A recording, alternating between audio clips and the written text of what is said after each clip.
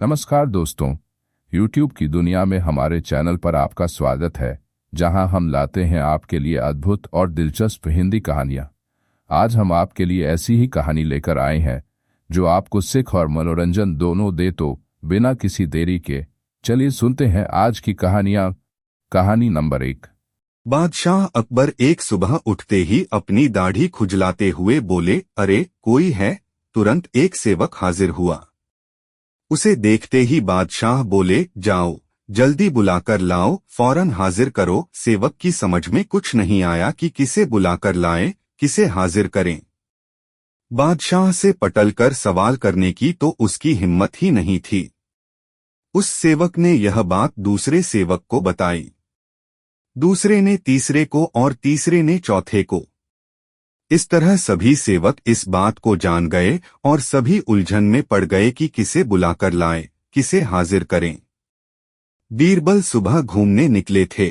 उन्होंने बादशाह के निजी सेवकों को भागदौड़ करते देखा तो समझ गए कि जरूर बादशाह ने कोई अनोखा काम बता दिया होगा जो इनकी समझ से बाहर है। उन्होंने एक सेवक को बुलाकर पूछा, क्या बात है? यह भागदौड़ किस लिए हो रही है? सेवक ने बीरबल को सारी बात बताई। महाराज, हमारी रक्षा करें, हम समझ नहीं पा रहे हैं कि किसे बुलाना है। अगर जल्दी बुलाकर नहीं ले गए तो हम पर आफत आ जाएगी। बीरबल ने पूछा, यह बताओ कि हुक्म देते समय बादशाह क्या कर रहे थे? बादशाह के निजी सेवक जिसे हुक्म मिला था उसे बीरबल के सामने हाजिर किया तो उसने बताए, जिस समय मुझे तलब किया उस समय तो बिस्तर पर बैठे अपनी दाढ़ी खुजला रहे थे। बीरबल तुरंत सारी बात समझ गए और उनके होठों पर मुस्कान उभर आई। फिर उन्होंने उस सेवक से कहा, तुम हजाम को ले जाओ। सेवक हजाम को बुला लाया और उसे बादशाह के सामने हाजिर कर दिया। बादशाह सोचने लगे, मैंने इससे यह तो बताया ही नहीं था कि किसे बुलाकर लाना है, फिर यह हज्जाम को लेकर कैसे हाजिर हो गया? बादशाह ने सेवक से पूछा, सच बताओ, हज्जाम को तुम अपने मन से ले आए हो या किसी ने उसे ले आने का सुझाव दिया था? सेवक घबरा गया, लेकिन बताए बिना भी तो छुटकारा नहीं था। बोला, बीरबल ने सुझाव दिया था। जहां पनाह। बादशाह बीरबल की बुद्धि पर खुश हो गया। जल्दी बुलाकर लाओ अकबर बीरबल। कहानी नंबर 2। एक दिन बादशाह अकबर के दरबार में जोरों का कोलाहल सुनाई दिया। सभी लोग बीरबल के खिलाफ नारे लगा रहे थे, बीरबल बदमाश है, पापी है, इसे दंड दो। बादशाह ने भारी जनमत को बीरबल के खिलाफ देख आज्ञा दी कि बीरबल को सूली पर चढ़ा दिया जाए। दिन तय हुआ। बीरबल ने अपनी अंतिम बात कहने की आज्ञा मांगी। आज्ञा मिलने पर उसने कहा, मैंने सारी चीजें तो आपको बता दी, पर मोती बोने की कला नहीं सिखा पाया। अकबर बोला, सच? क्या तुम वह जानते हो?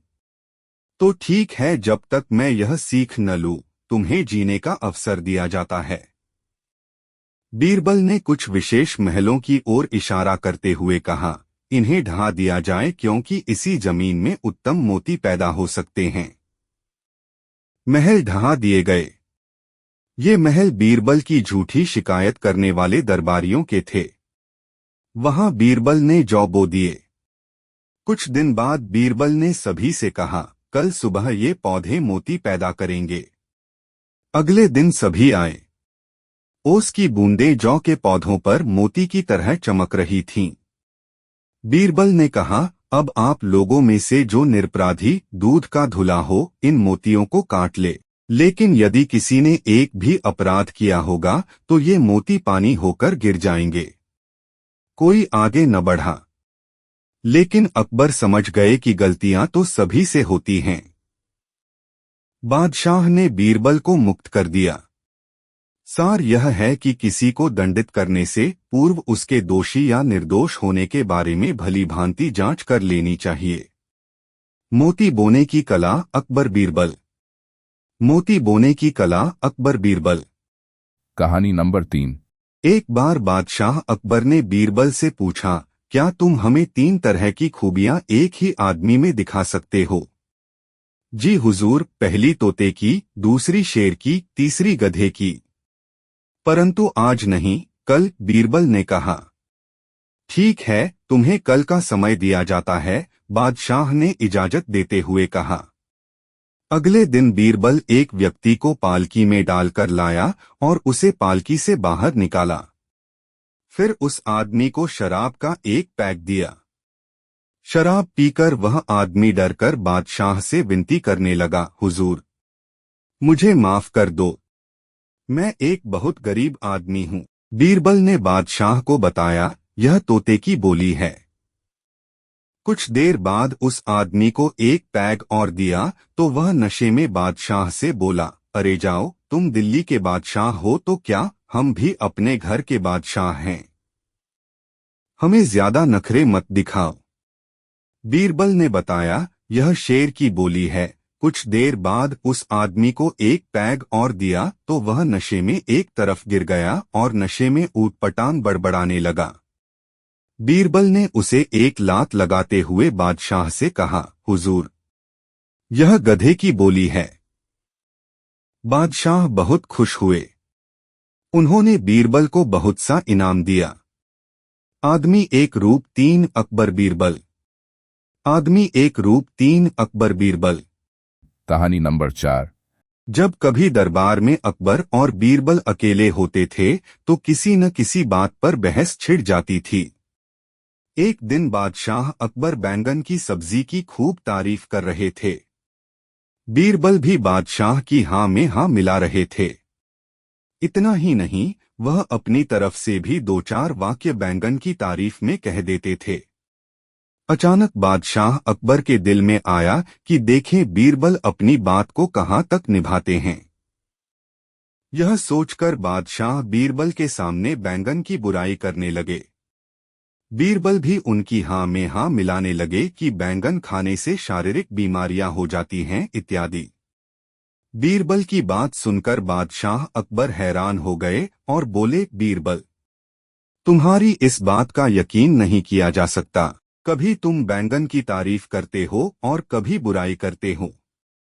जब हमने इसकी तारीफ की तो तुमने भी इसकी तारीफ की और जब हमने इसकी बुराई की तो तुमने भी इसकी बुराई की। आखिर ऐसा क्यों? बीरबल ने नरम लहजे में कहा, बादशाह सलामत, मैं तो आपका नौकर हूं, बैंगन का नौकर नहीं। किसका नौकर कौन? अकबर बीरबल। किसका नौकर कौन? अकबर बीरबल। कहानी नंबर 5। बहुत पुरानी बात है। धारा नगरी में गंधर्वसेन नाम का एक राजा राज करते थे। उसके 4 रानियां थीं। उनके 6 लड़के थे जो सबके सब बड़े ही चतुर और बलवान थे। संयोग से एक दिन राजा की मृत्यु हो गई और उनकी जगह उनका बड़ा बेटा शंख गद्दी पर बैठा। उसने कुछ दिन राज किया, लेकिन छोटे भाई विक्रम ने उसे मार डाला और स्वयं राजा बन बैठा। उसका राज्य दिनोंदिन बढ़ता गया और वह सारे जम्बूद्वीप का राजा बन बैठा। एक दिन उसके मन में आया कि उसे घूमकर सैर करनी चाहिए और जिन देशों के नाम उसने सुने हैं उन्हें देखना चाहिए। सो वह गद्दी अपने छोटे भाई भर्तृहरि को सौंपकर योगी बनकर राज्य से निकल पड़ा। उस नगर में एक ब्राह्मण तपस्या करता था। एक दिन देवता ने प्रसन्न होकर उसे एक फल दिया और कहा कि इसे जो भी खाएगा वह अमर हो जाएगा। ब्राह्मण ने वह फल लाकर अपनी पत्नी को दिया और देवता की बात भी बता दी। ब्राह्मणी बोली, हम अमर होकर क्या करेंगे? हमेशा भीख मांगते रहेंगे। इससे तो मरना ही अच्छा है। तुम इस फल को ले जाकर राजा को दे आओ और बदले में कुछ धन ले आओ। यह सुनकर ब्राह्मण फल लेकर राजा भर्तृहरि के पास गया और सारा हाल कह सुनाया। भर्तृहरि ने फल ले लिया और ब्राह्मण को 1 लाख रुपए देकर विदा कर दिया। भर्तृहरि अपनी एक रानी को बहुत चाहता था। उसने महल में जाकर वह फल उसी को दे दिया। रानी की मित्रता शहर कोतवाल से थी। उसने वह फल कोतवाल को दे दिया। कोतवाल एक वेश्या के पास जाया करता था। वह उस फल को उस वेश्या को दे आया। वेश्या ने सोचा कि यह फल तो राजा को खाना चाहिए। वह उसे लेकर राजा भर्तृहरि के पास गई और उसे दे दिया। भर्तृहरि ने उसे बहुत सा धन दिया, लेकिन जब उसने फल को अच्छी तरह से देखा तो पहचान लिया। उसे बड़ी चोट लगी, पर उसने किसी से कुछ कहा नहीं। उसने महल में जाकर रानी से पूछा कि तुमने उस फल का क्या किया। रानी ने कहा, मैंने उसे खा लिया। राजा ने वह फल निकालकर दिखा दिया। रानी घबरा गई और उसने सारी बात सच सच कह दी। भर्तृहरि ने पता लगाया तो उसे पूरी बात ठीक ठीक मालूम हो गई। वह बहुत दुखी हुआ। उसने सोचा, यह दुनिया मायाजाल है, इसमें अपना कोई नहीं। वह फल लेकर बाहर आया और उसे धुलवाकर स्वयं खा लिया। फिर राजपाट छोड़ योगी का भेष बना जंगल में तपस्या करने चला गया। भर्तृहरि के राजपाट छोड़कर वन में चले जाने की बात विक्रम को मालूम हुई तो वह लौटकर अपने देश में आया। आधी रात का समय था। जब वह नगर में घुसने लगा तो देव ने उसे रोका। राजा ने कहा, मैं विक्रम हूं, यह मेरा राज है, तुम रोकने वाले कौन होते? देव बोला, मुझे राजा इंद्र ने इस नगर की चौकसी के लिए भेजा है। तुम सच्चे राजा विक्रम हो तो आओ, पहले मुझसे लड़ो। एन दोनों में लड़ाई हुई। राजा ने जरासी देर में देव को पछाड़ दिया। तब देव बोला, हे राजन, तुमने मुझे हरा दिया, मैं तुम्हें जीवनदान देता हूं। इसके बाद देव ने कहा, राजन, एक नगर और एक नक्षत्र में तुम 3 आदमी पैदा हुए थे। तुमने राजा के घर में जन्म लिया, दूसरे ने तेली के और तीसरे ने कुम्हार के। तुम यहाँ का राज करते हो, तेली पाताल का राज करता था। कुम्हार ने योग साधकर तेली को मारकर शमशान में पिशाच बना सिरस के पेड़ से लटका दिया है। अब वह तुम्हें मारने की फिराक में है, उससे सावधान रहना। इतना कहकर देव चला गया और राजा महल में आ गया। राजा को वापस आया देख सबको बड़ी खुशी हुई। नगर में आनंद मनाया गया। राजा फिर राज करने लगा। एक दिन की बात है कि शांतिशील नाम का एक योगी राजा के पास दरबार में आया और उसे एक फल देकर चला गया। राजा को आशंका हुई कि देव ने जिस आदमी को बताया था, कहीं यह वही तो नहीं है। यह सोच उसने फल नहीं खाया, भंडारी को दे दिया। योगी आता और राजा को एक फल दे जाता। संयोग से एक दिन राजा अपना अस्तबल देखने गया था। योगी वहीं पहुंच और फल राजा के हाथ में दे दिया। राजा ने उसे उछाला तो वह हाथ से छूटकर धरती पर गिर पड़ा। उसी समय एक बंदर ने झपटकर उसे उठा लिया और तोड़ डाला। उसमें से एक लाल निकला, जिसकी चमक से सबकी आंखें चौंधिया गईं। राजा को बड़ा अचरज हुआ। उसने योगी से पूछा, आप यह लाल मुझे रोज क्यों दे जाते हैं? योगी ने जवाब दिया, महाराज, राजा, गुरु, ज्योतिषी, वैद्य और बेटी, इनके घर कभी खाली हाथ नहीं जाना चाहिए।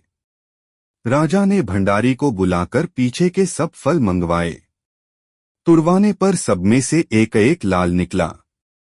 इतने लाल देखकर राजा को बड़ा हर्ष हुआ। उसने जौहरी को बुलवाकर उनका मूल्य पूछा। जौहरी बोला, महाराज, ये लाल इतने कीमती हैं कि इनका मोल करोड़ों रुपयों में भी नहीं आंका जा सकता। एक एक लाल एक एक राज्य के बराबर है। यह सुनकर राजा योगी का हाथ पकड़कर गद्दी पर ले गया। बोला, योगीराज, आप सुनी हुई बुरी बातें दूसरों के सामने नहीं कही जाती। राजा उसे अकेले में ले गया। वहां जाकर योगी ने कहा, महाराज, बात यह है कि गोदावरी नदी के किनारे मसान में मैं एक मंत्र सिद्ध कर रहा हूं। उसके सिद्ध हो जाने पर मेरा मनोरथ पूरा हो जाएगा। तुम एक रात मेरे पास रहोगे तो मंत्र सिद्ध हो जाएगा। एक दिन रात को हथियार बांधकर तुम अकेले मेरे पास आ जाना। राजा ने कहा, अच्छी बात है। इसके उपरांत योगी दिन और समय बताकर अपने मठ में चला गया। वह दिन आने पर राजा अकेला वहां पहुंचा।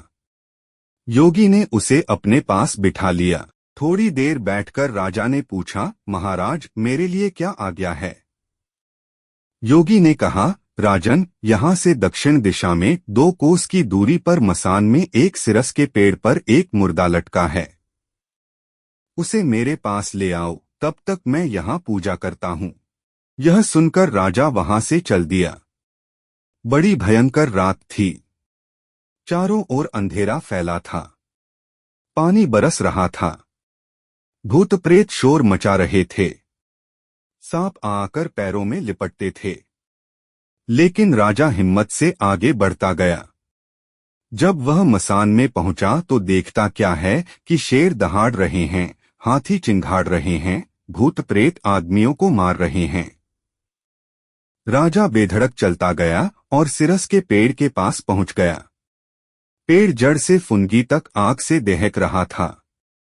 राजा ने सोचा, कौन हो, यह वही योगी है जिसकी बात देव ने बताई थी। पेड़ पर रस्सी से बंधा मुर्दा लटक रहा था। राजा पेड़ पर चढ़ गया और तलवार से रस्सी काट दी। मुर्दा नीचे गिर पड़ा और दहाड़ मार मार कर रोने लगा। राजा ने नीचे आकर पूछा, तू कौन है? राजा का इतना कहना था कि वह मुर्दा खिलखिकर हंस पड़ा। राजा को बड़ा अचरज हुआ। तभी वह मुर्दा फिर पेड़ पर जा लटका। राजा फिर चढ़कर ऊपर गया और रस्सी काट मुर्दे का बगल में दबा नीचे आया। बोला, बता, तू कौन है? मुर्दा चुप रहा। तब राजा ने उसे एक चादर में बांधा और योगी के पास ले चला। रास्ते में वह मुर्दा बोला, मैं बेताल हूं। तू कौन है और मुझे कहाँ ले जा रहा है? राजा ने कहा, मेरा नाम विक्रम है। मैं धारा नगरी का राजा हूं। मैं तुझे योगी के पास ले जा रहा हूं। बेताल बोला, मैं एक शर्त पर चलूंगा। अगर तू रास्ते में बोलेगा तो मैं लौटकर पेड़ पर जा लटकूंगा। राजा ने उसकी बात मान ली। फिर बेताल बोला, पंडित, चतुर और ज्ञानी, इनके दिन अच्छी अच्छी बातों में बीतते हैं, जबकि मूर्खों के दिन कलह और नींद में। अच्छा होगा कि हमारी राह भली बातों की चर्चा में बीत जाए। मैं तुझे एक कहानी सुनाता हूं। ले सुन। विक्रम और बेताल। विक्रम बेताल।